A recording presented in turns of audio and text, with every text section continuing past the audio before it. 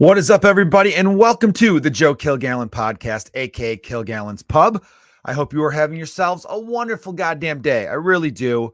For those of you who are new to the podcast, welcome. I always like to start off every episode with a bit of gratitude. So big shout out to all the Patreon subscribers. You all are amazing. Love you so much. What's that? You're not a Patreon subscriber? Well, what are you waiting for? Go to patreon.com/Joe Kilgallon and you will receive a bonus episode a week, some other fun content. I've done some top 10 lists. This week, I dropped a 10-minute thing I was holding on to for a while. I do another podcast, everyone. It's called Let's Get Dumb. It's with fellow comedian Jonah Jerkins, in which we ask dumb questions, tell dumb stories, and just have a dumb old time with you. We had 10 minutes of like behind the scenes shit. Our producer, Austin, had the cameras rolling while we were just like waiting for him to say, all right, we're ready to, record this podcast. So it's kind of fun. You see a little behind the scenes stuff. I appear very grumpy in it. For those of you who've been listening to Let's Get Dumb for a long time now, we are almost 30 episodes in. I think we're about to do our 30th episode. But we did an original 12, as we now refer to affectionately as season 1. And now we are in season 2. We had like about a 3-month layoff maybe. Anyway, the first 12 episodes, Joan and I were not getting along very well. But we get along great now. And I actually look forward to doing the podcast every week. We do it. It's a lot of fun. We've got ourselves in a nice rhythm, a nice groove, if you will. But back then we would argue all over some stupid shit, and we realized we were doing 2 different podcasts. Because I'd say to him later, I'm like, what the fuck was that about? Why would you go in that direction? And he'd be like, well, because that's, and then I'm like, oh, because you're a fucking idiot? No, I'm kidding. Well, no, I would say that to him. But then I later figured out, oh, well, this is why we're not getting along very well. We're doing 2 different podcasts. So it was just kind of fun. Anyway, so with the Patreon, you get a lot of behind the scenes stuff that I share just for the Patreon subscribers. Some cool like stories that I'm like, I can't put this out into the general internet. I could get in some trouble. If I'm going to get in some trouble, they got to pay a little bit for it. So I try to make some stuff exclusive. Whenever I can, I give out free tickets, which is sometimes the case, not always. Usually my Chicago shows, because I'm from here and I know the venues very well, they hook me up. Anyhow, so let's get into today's episode, everybody. Those of you who follow the podcast know I had a colonoscopy yesterday, but I promised Jonah I would save that story for Let's Get Dumb, which will be out on Wednesday, February 7th. So if you're listening to this today or the morning of Wednesday, February 7th, I don't know when this current episode I'm recording is going to come out. It'll either be coming out afternoon of February 6th or early in the morning, February 7th. Here's the thing, guys. I'll talk about this part of the colonoscopy with the viewers. The prep work, oh, fuck that. Horrible. It sucks. You can't eat for 2 days. And I remember going into it thinking, oh, this will be fine. I could do that. You can drink water and Gatorade and stuff. I'll just have an all liquid diet for 2 days. No big deal at all. And I'll lose some weight and it'll be great. Not great. No, you do not realize how much you love food until you go without it. And for whatever reason, the world knew. The world knew, damn it, that Joey was hungry. The world knew I was starving. Because anytime I open up any social media app, bam, fucking amazing looking steak, mashed potatoes, gravy, like all my favorite foods.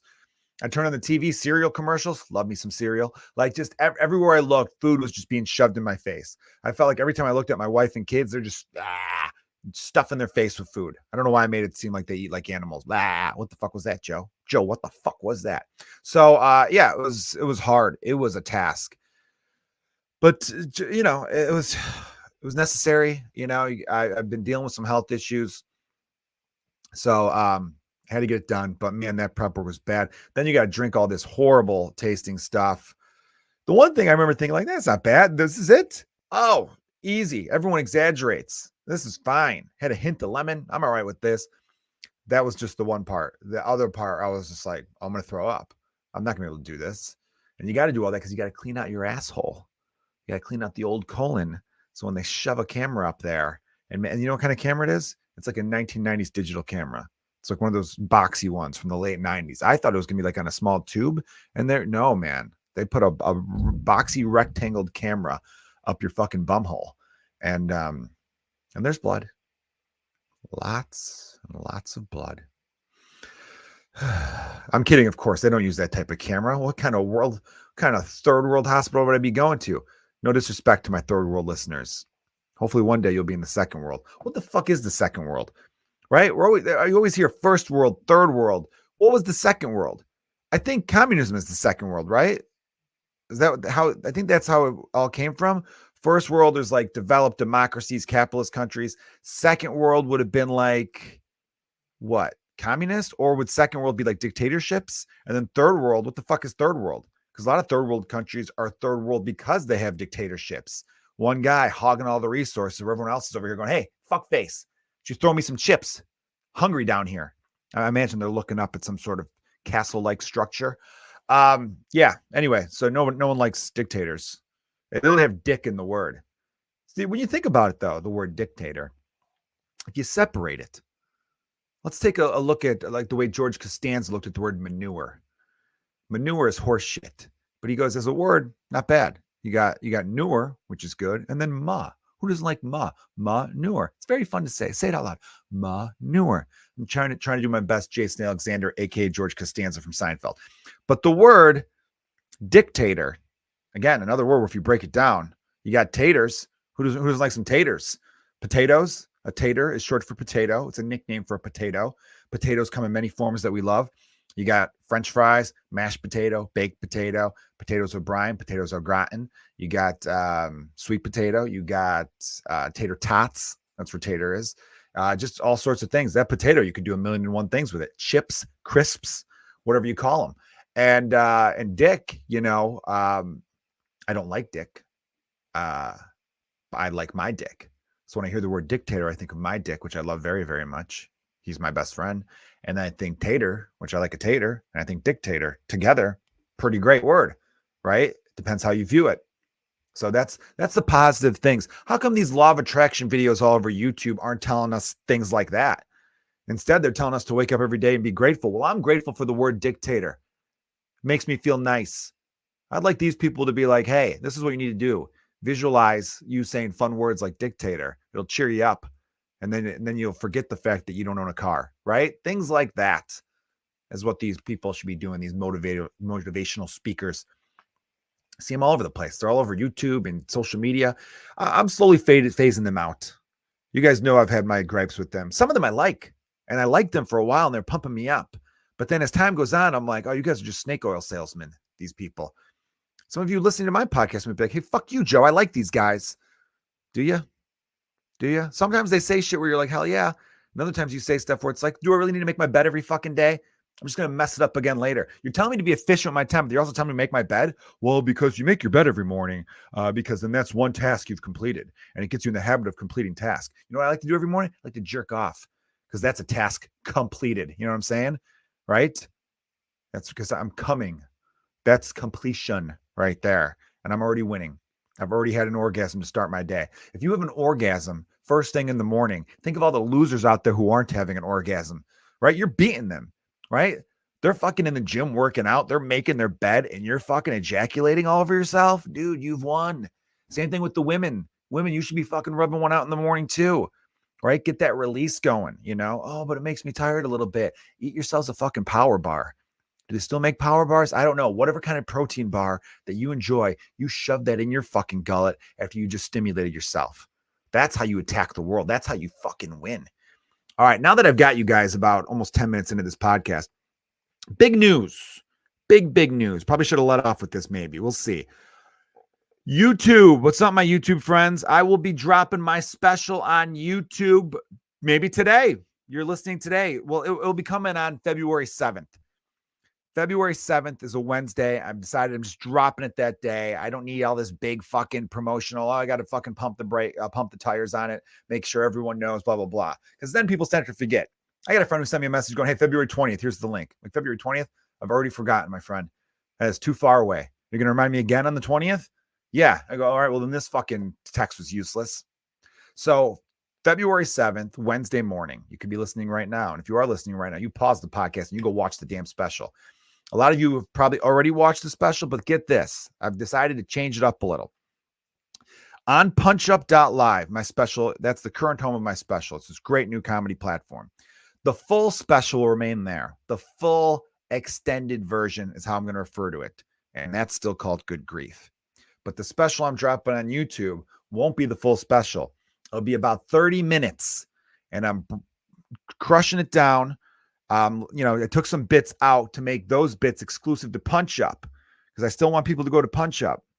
So if you're listening on YouTube and you're like, oh, I haven't seen it on Punch Up, watch the half an hour version. I feel like people want tighter and smaller versions of stuff. I'll throw up clips on shorts and reels and TikTok and all that, but I'm going to throw a 30 to 35 minute special on YouTube.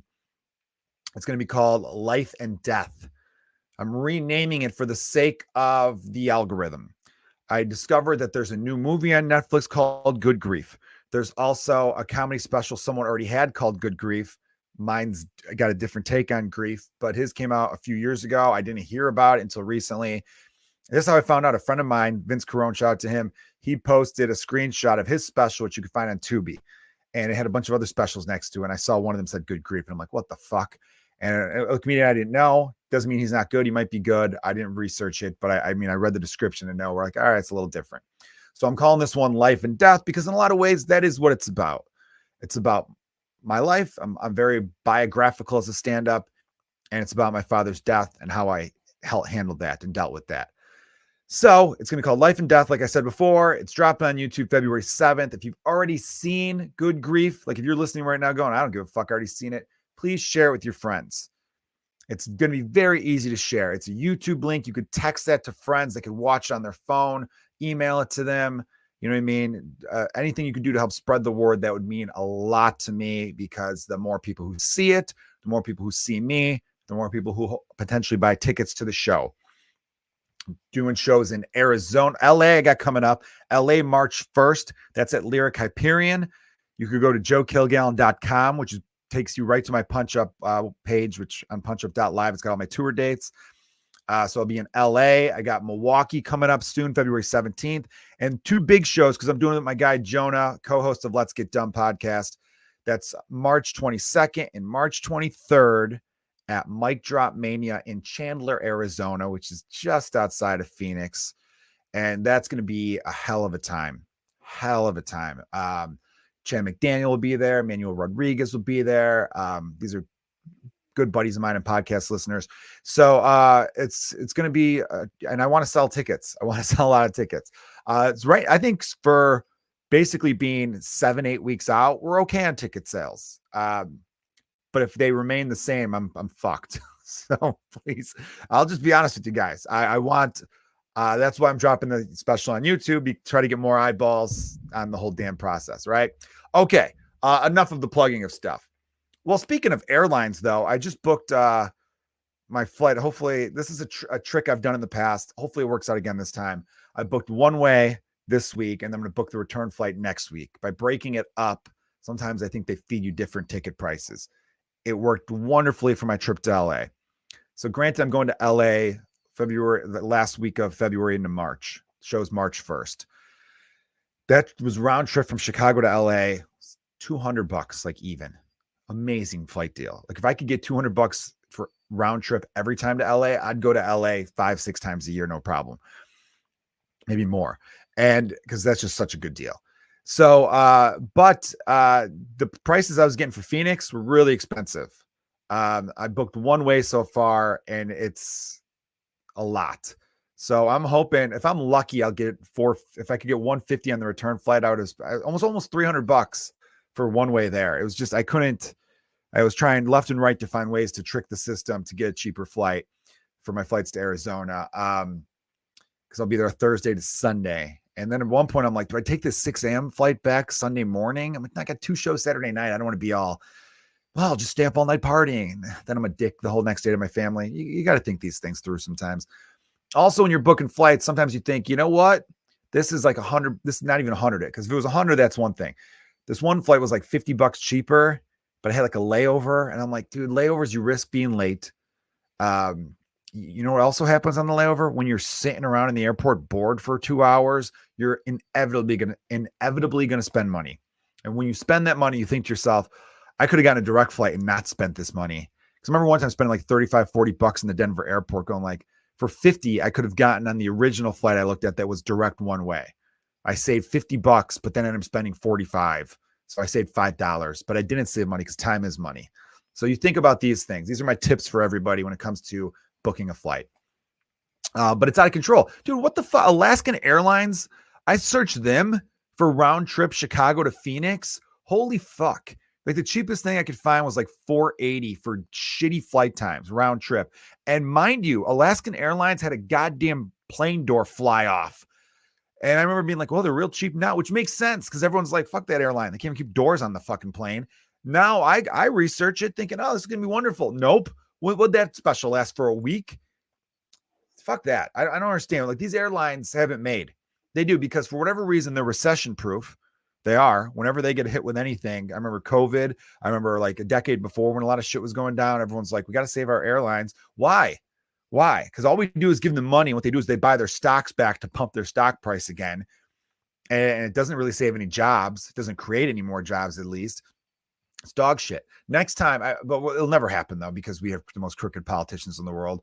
Right or left, they get paid off by corporate interests. So instead of being like, fuck you airplanes, the airplanes then take, hey, give us this money. We'll take some of it, buy stocks, and we'll put the rest back in your fucking pocket. How's that sound, Jimbo? Oh, hell yeah. And that's how they do it. They don't, our politicians don't work for our citizens. They work for the corporations. We know this, don't we? I don't really get political too often on this podcast, but I felt like that had to be goddamn said. It's because it's frustrating. Because to me, I'm thinking to myself, if I'm a senator, House of Representative, president, and the airlines are struggling and they go, we need money for bailed out, I'm going to say, well, what are you going to do with that money? And I'm going to have it in writing. And if instead they buy off politicians and pay off their stocks, I'm going to go, fuck you. You know what we're going to do with this money? I'm going to build fucking trains that go fast as fuck. That's what I'm going to do because fuck you guys. Okay. It's your own doing. A lot of this shit is your own doing, the flight prices, the service, all that kind of shit. It's annoying. And granted, I don't know how much fuel costs for a plane. So maybe I'm just talking on my ass here. Maybe it's one of those things that's on the margins. They're barely doing well. And if that's the case, then maybe we shouldn't, I don't know. Like in major cities, the public transportation isn't for profit. A lot of times it loses some money, and that's okay because it's a service. You know what I mean? Like the fire department technically loses money, right? They don't make it. The military doesn't make, well, it makes money for someone, but like not every taxpayer funded thing has to make a return. They're not investments, they're services, right? So I almost wonder, do we need to have like a couple airlines that are government ran, but then, the government fucks up when they run shit too. I don't know. It's a whole thing. I just wish we had a better form of travel because there's no real alternative Chicago to Phoenix. And I know March is a hot time of year there because baseball spring training's going on. But man, I was looking into doing a show in Vegas. I was like, we'll do Vegas, then we'll go to Phoenix. But March Madness is going on and Vegas is super expensive right now. And I just didn't do enough due diligence on that. But Vegas listeners, I will be out there at some point. Maybe October or November. That seems like a good time to get out of Chicago to go to Las Vegas because it's still pretty hot there at that time.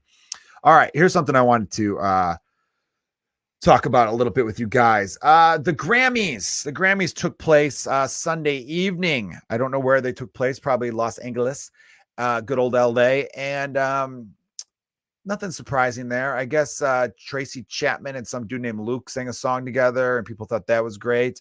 I only know her from that one song that she sang 30 years ago. Decent tune, I guess. I'm not really into like folksy shit like that, but I mean, sometimes it's one of those songs where it's like if I'm waiting in line at a grocery store and it's on, I'm not upset. But would I ever choose to play it? No, not at all. So anyway, but good for them. She sounded good. Billy Joel busts out a new song. I missed that, but I did watch him close out the show with a song called You May Be Right, which is a great song. I think it's about him drinking and driving a lot, though.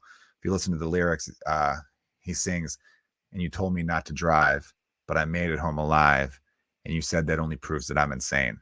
It's a good lyric. So, but Taylor Swift, I stuck up for you on last week's podcast, talking about how you're a one-woman economy. Every town Taylor Swift goes to, she stimulates the economy. She brings in big bucks. But you annoyed me at the Grammys. Here's why you annoyed me at the Grammys, Tay-Tay.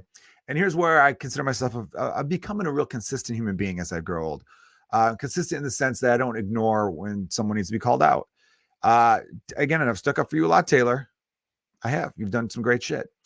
But you were acting surprised that you fucking won. Come on.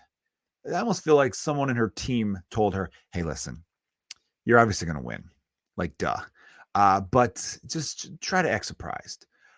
And there's a difference between acting humbled and acting surprised. They called her name and she looked like, oh my God. She looked like a child on Christmas morning where it's like Santa came. Like, you fucking knew. You knew you were going to win.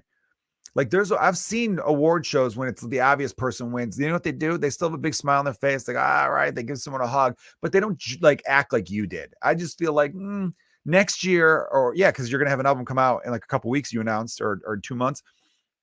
When you win awards for that next year, I want you to just kind of smile, be like, all right, this is great. Shake some hands and go up there and be like, this is wonderful. Don't look like you could not believe it.